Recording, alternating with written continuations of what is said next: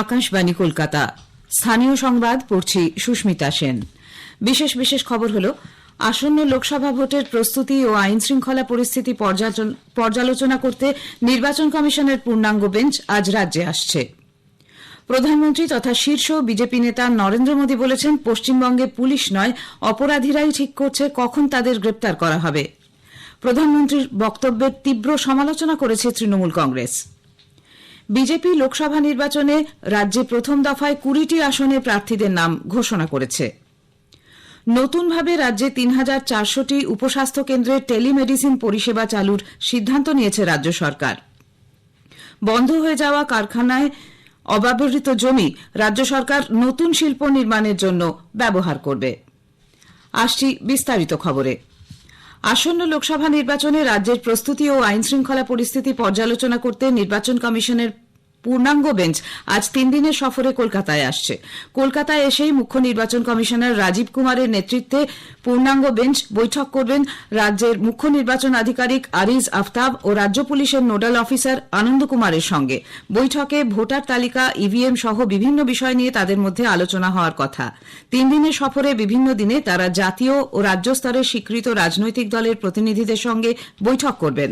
আলোচনায় বসবেন জেলা নির্বাচন আধিকারিক, পুলিশ প্রশাসনের পদস্থ আধিকারিকদের সঙ্গে। রাজ্যের মুখ্য সচিব ও রাজ্য পুলিশের মহানির্দেশকও বৈঠকে অংশ নেবেন।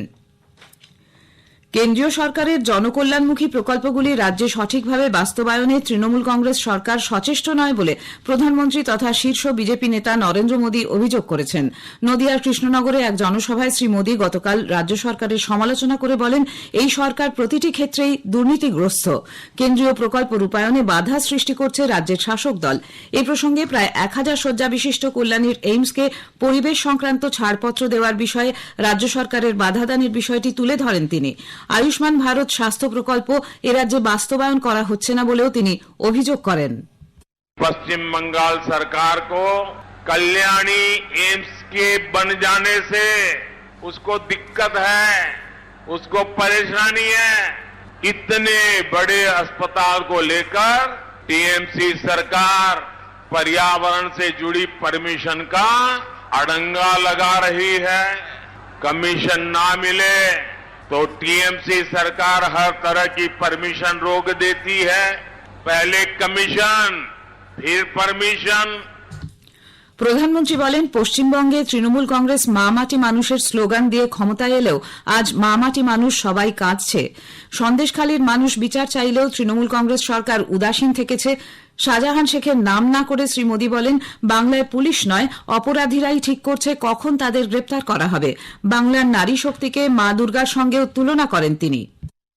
राज्य सरकार तो चाहती नहीं थी कि संदेश खाली का गुनहगार कभी गिरफ्तार हो, लेकिन ये तो बंगाल की नारी शक्ति दुर्गा बनकर खड़ी हो गई।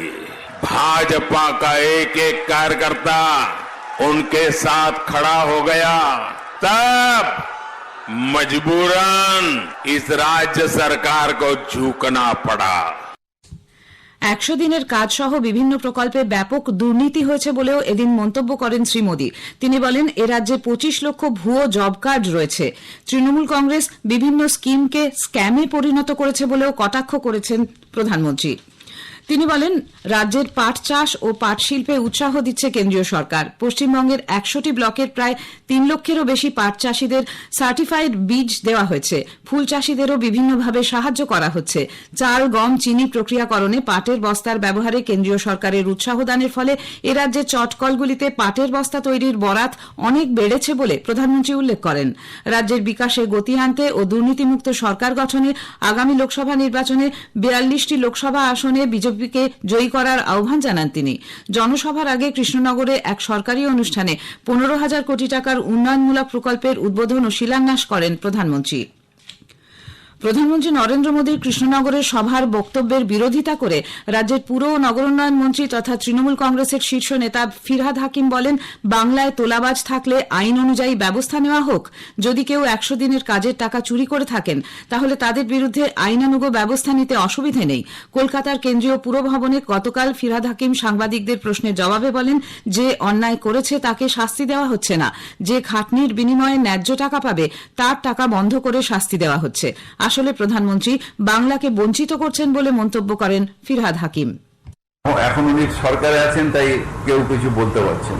ওদের যে স্ক্যাম গুলো আছে, ওদের যে ব্যাংকের টাকা পাচার হয়ে গেছে, হাজার হাজার কোটি টাকা পাচার হয়ে গেছে, সেই সব স্ক্যাম যেদিন ও সরকারে থাকবে না সেদিন তো বেরোবে।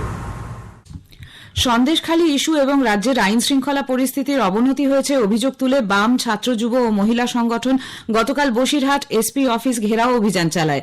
ইছামতি সেতু পেরিয়ে মিছিল সংগ্রামপুরে পুলিশের সুপারের দপ্তরের কাছে পৌঁছলে ব্যারিকেড করে তাদের বাধা দেওয়ার চেষ্টা করা হয়। বাম যুবকর্মীরা ব্যারিকেড টপকে ভেতরে ঢুকে পড়লে পুলিশের সঙ্গে তাদের ধস্তাধস্তি শুরু হয়। র্যাফের কর্মীরা সেই সময় লাঠিচার্জ করেন বলে অভিযোগ। বাম যুবনেত্রী মীনাক্ষী মুখার্জি পুলিশের সঙ্গে কথা বলতে গেলে ঢুকতে বাধা দেওয়া হয় তাকে। প্রতিবাদে বামকর্মীরা রাস্তায় বসে পড়ে বিক্ষোভ দেখাতে থাকেন।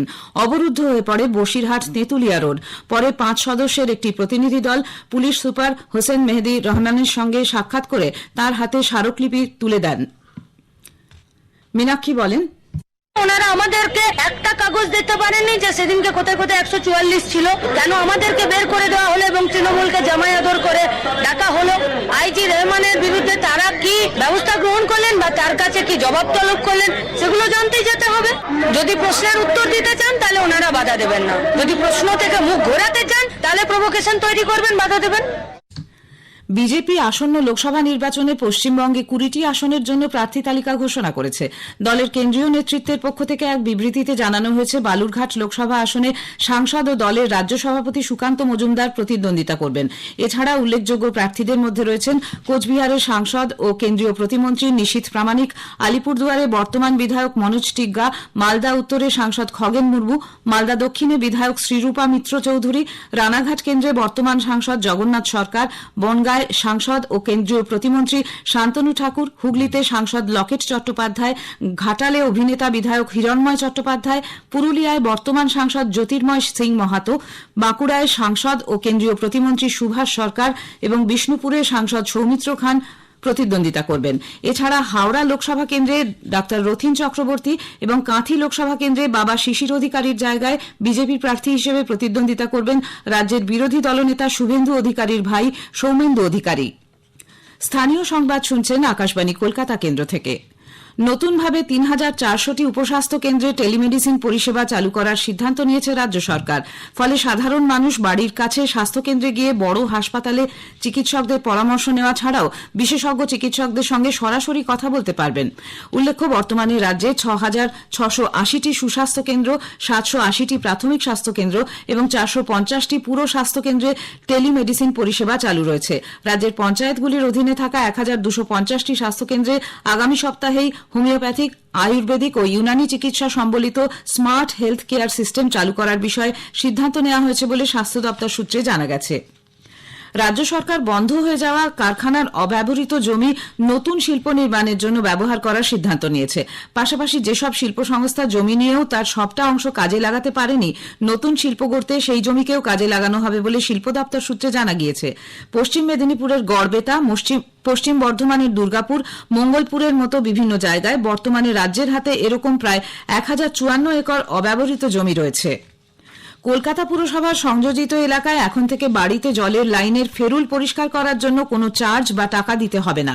পুরভবনে গতকাল সাংবাদিক বৈঠকে একথা জানিয়ে রাজ্যের পুর ও নগর উন্নয়ন মন্ত্রী তথা কলকাতা পুরসভার মেয়র ফিরহাদ হাকিম বলেন, এতদিন পর্যন্ত পুরসভার সংযোজিত এলাকায় 100 টাকা ফেরুল পরিষ্কারের জন্য চার্জ নেওয়া হতো, এখন থেকে আর এই চার্জ দিতে হবে না।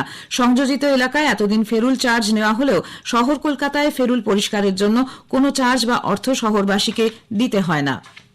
দক্ষিণ 24 পরগনার নরেন্দ্রপুরের একটি স্কুলে শিক্ষক শিক্ষিকাদের বেধড়ক মারধর করায় মদত দেওয়ার জন্য গ্রেপ্তার হলেন ওই স্কুলেরই প্রধান শিক্ষক।